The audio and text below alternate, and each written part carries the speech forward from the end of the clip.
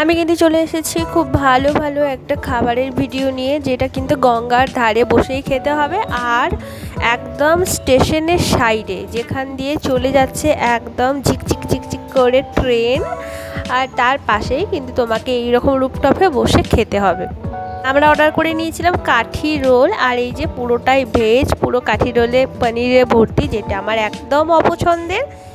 আমার একদম পছন্দ নয়, শুধুমাত্র ভিডিওতে দুজনে কিন্তু খুব সুন্দর করে খাচ্ছিলাম, কিন্তু সত্যি কথা বলে রাখি আমার কিন্তু একটুও পছন্দ ছিল না। আর এই যে স্প্যাগেটি আমার ভীষণ পছন্দের, কিন্তু টেস্ট কিন্তু অসাধারণ বাজে ছিল।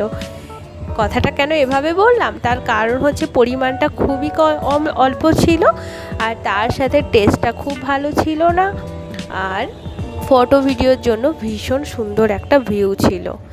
তারপরে চলে এসেছি একটা ভীষণ সফট ড্রিঙ্কস নিয়ে, যেটা একদম আমাদের দুজনের ফেভারিট ড্রিঙ্কস। এটা ছিল কোকোনাট ড্রিঙ্কস, চকলেটের সাথে মোড়ায় একটা ভীষণ সুন্দর ড্রিঙ্কস রেডি করে দিয়েছিল। তোমাকে আগেই বলে দিয়েছি, একদম স্টেশনের সাইডে ট্রেন ঝিকঝিক করে চলছে, আর তার ওপরেই ছিল এই এত সুন্দর ক্যাফেটা। আর ট্রেন যাওয়ার সাথে সাথেই তোমরা দেখতেও পাবে এরকম এত সুন্দর ভিউ, আর তার সাথে একদম স্মোকিং জোন ছিল, পাশে ছিল গঙ্গা, আর এই রকম রুফটপে তুমি একটা খুব সুন্দর ভিডিও নিয়ে নিতে পারবে, যেখানে আমরা নিয়েছিলাম। আর সন্ধেবেলা হলেই গাছের ওপরে চিকচিক চিকচিক করছে তারাগুলোকে দেখতে পাবে, যেটা কিন্তু একদম ওদের তৈরি করা ছোট ছোট স্টার, একদম খুব সুন্দর ছোট ছোট লাইট দিয়ে তৈরি করেছে। আর এটা তো ওদের ভাষায় কি মেনু দেখালাম বলো তো, এটা ছিল পিৎজা, যেটা আমি আমার লাইফে ফার্স্ট টাইম দেখলাম।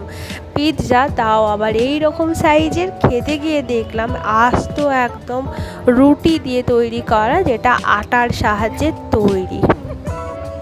আমরা জেনে নিয়েছিলাম এটা কেন এটাকে পিৎজা বলা হলো, তার কারণ হলো এটা ওভাবেই ওদের তৈরি করা হয়। আর যেটাতে পিৎজা বলে কি লম্বা ডিজাইন হবে তাও না, গোল ডিজাইনেরও হতে পারে, বাট ভেজ একদম রেস্টুরেন্ট বলে ওটাকে ওরা আটা দিয়ে তার সাথে কিছু মিক্সড করে আর কিছু ওই মেয়োনিজ আর চিজ দিয়ে তৈরি করা।